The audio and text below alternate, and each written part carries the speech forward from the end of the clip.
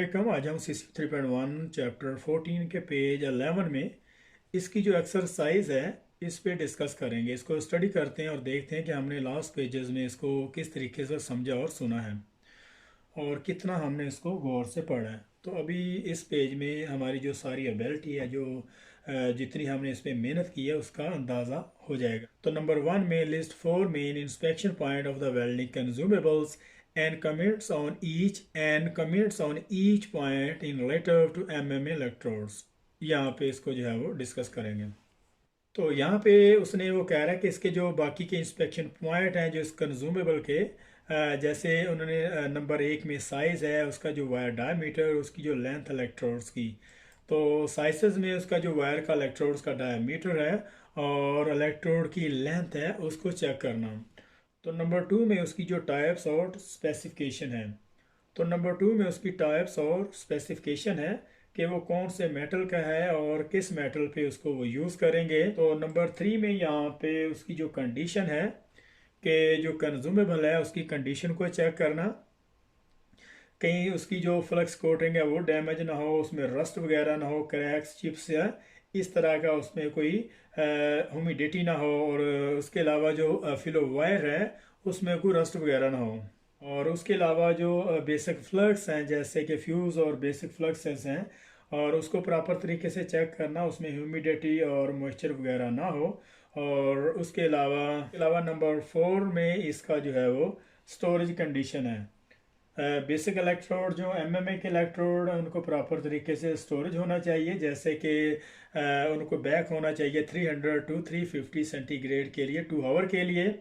और उसके बाद उसको जो है वो मैक्सिमम 150 सेंटीग्रेड पे उसको जो है वो होल्डिंग पॉइंट पे रखा जाता है। और फिर उसके अलावा उसको जो है वो वेल्डर कोशी किए जाते हैं इस्तेमाल करने के लिए।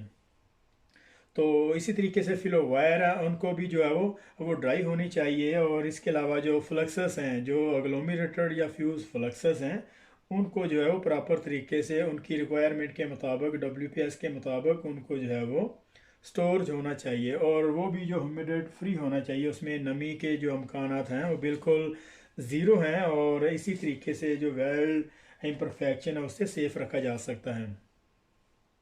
2 पे complete the table of general information below. तो इलेक्ट्रोड्स की जो जनरल इंफॉर्मेशन है, जैसे उन्होंने ग्रुप 1 में उसका जो कंस्टिट्यूंट है, शील्डिंग गैस है, यूजर्स एंड अमेरिकन स्टैंडर्ड में इसके अलावा कौन कौन से इलेक्ट्रोड्स हैं। तो उसमें इलेक्ट्रोड की जो कंस्टिट्यूंट है वो टिटेनिया है, और इसके अलावा इसमें जो शील्डिंग गैस है वो, और उसमें जो शील्डिंग गैस है वो कार्बन डाइऑक्साइड होती है। और इसके अलावा जनरल पर्पस के लिए इसको जो है वो इस्तेमाल किया जाता है। लो क्वालिटी वेल्ड जो है वो प्रोड्यूस होता है, और इसकी स्ट्रेंथ और टफनेस जो लो होती है। और इसको जो लो क्वालिटी के मेटल पे जैसे स्ट्रक्चर है और बार वगैरह हैं उसको वेल्ड करने के लिए आमतौर पर इस इलेक्ट्रोड को यूज़ करते हैं।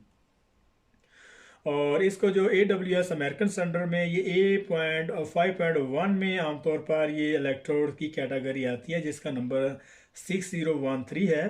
और इसको हम आमतौर पर अपनी लैंग्वेज में 13 इलेक्ट्रोड भी कहते हैं।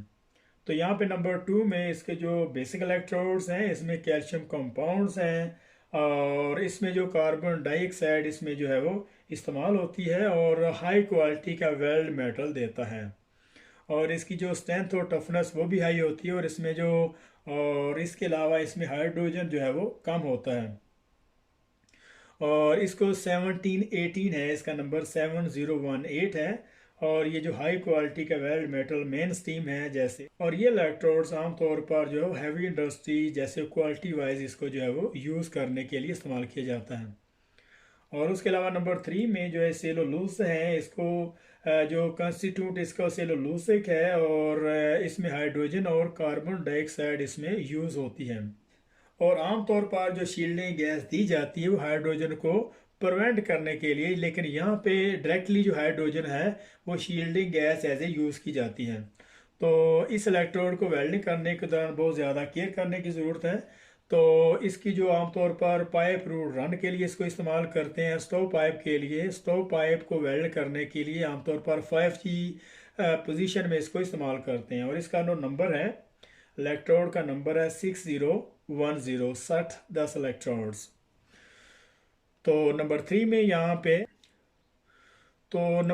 यहाँ पे indicate the main information given on the electrode below to be S E N 25 indicate the main information given on the electrodes below to BS indicate the main information given on the electrodes below to the BSEN ISO 2560। इसमें जो electrode के ऊपर जो printed की होती है वो यहाँ पे इसको जो मेंशन करेंगे कि प्रिंटिंग की हुई है, तो उसमें हम ये देखते हैं कि अलग-अलग जो वर्ड्स हैं उनके क्या क्या फंक्शन है और किस मकसद के लिए उनको जो प्रिंट किया हुआ है। तो यहाँ पे ई में इलेक्ट्रोड्स है इसका, और 50 इसका जो है वो टेंसाइल और यील्ड स्ट्रेंथ है।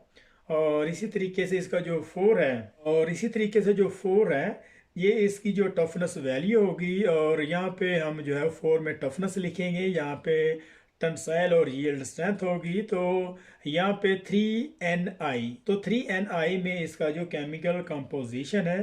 और इसके अलावा बी में इसकी जो फ्लक्स कोटिंग है। और इसी तरीके से नंबर 3 में इसका जो है वो electrical parameter and electrical characteristic, और किस पोलैरिटी पे, कितने एम्पेयर पे, और कौन सा इसका फ्लक्सस है, और ये सारी की सारी इंफॉर्मेशन होती है।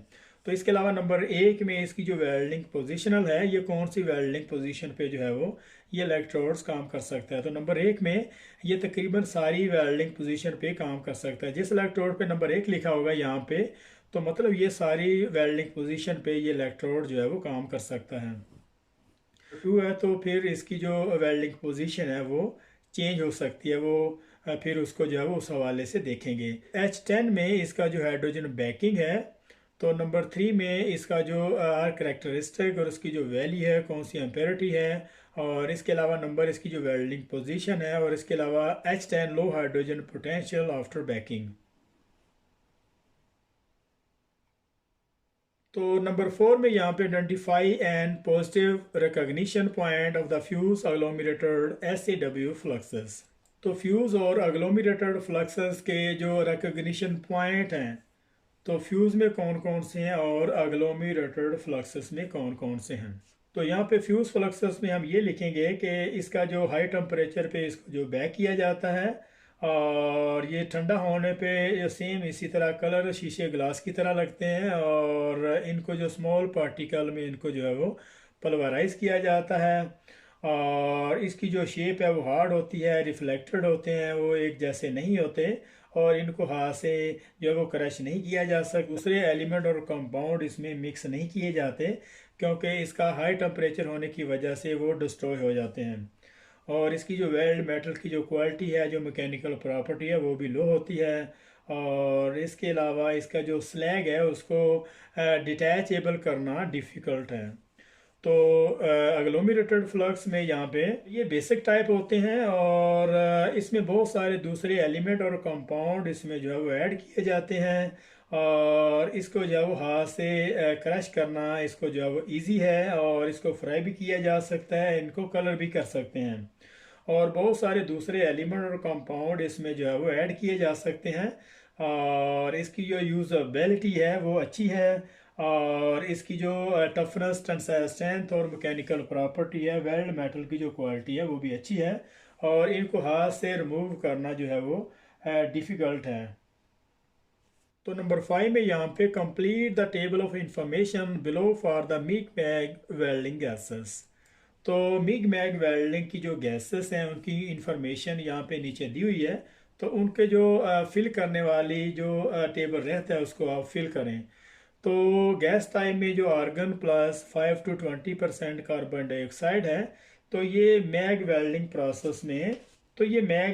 प्रोसेस में इसको जो है वो यूज़ किया जाता है। और इसका डिप स्प्रे और पल्स में इस्तेमाल करते हैं। इसका जो स्प्रे ट्रांसफ़र है और पल्स है और डिप ट्रांसफ़र, तीनों में इसको जो है वो यूज़ कर सकते हैं। और इसको वेल्डिंग, स्टील की वेल्डिंग करने के लिए इसको यूज़ करते हैं। और इसकी जो करेक्टरिस्टिक ये है कि इसकी जो गुड पेनिट्रेशन है, और इसकी जो आर्क है वो अनस्टेबल है, और इसमें बहुत ज़्यादा हाई लेवल ऑफ स्पैटर जो है वो होते हैं। तो यहाँ पे हमें देखेंगे कि मैग वेल्डिंग प्रोसेस में जिसकी जो good fluidity to molten stainless steel है और improve the weld top blends. तो ये जो है ये मेरे ख्याल में मैग वेल्डिंग प्रोसेस ही है, और इसमें स्प्रे और पल्स ट्रांसफ़र इस्तेमाल किया जाता है। ये ऑस्टेनेटिक और फ्रेटिक स्टेनलेस स्टील को यूज़ करते हैं इस पे, और इस पे जो ऑस्टेनेटिक और फ्रेटिक स्टेनलेस स्टील के लिए इसको जो यूज़ करते हैं, और इसमें स्प्रे और पल्स ट्रांसफ़र इस्तेमाल होता है। और इसमें आर्गन के साथ ऑक्सीजन और कार्बन डाइऑक्साइड 1 to 2% इसमें यूज़ करते हैं। तो इससे इसकी जो वेल्ड की जो फ्लोडिटी है, और इससे इसकी जो वेल्ड मेटल की जो फ्लोडिटी है, और उसके अलावा जो मोल्टन स्टेनलेस स्टील में इसका जो टॉप ब्लेंड है उसको भी इम्प्रूव करता है। तो यहाँ पे हमारा 14.11 जहाँ पे ये चैप्टर एंड हो रहा है। तो मिलते हैं नेक्स्ट चैप्टर में 15 में। तब तक के लिए अल्लाह हाफिज़।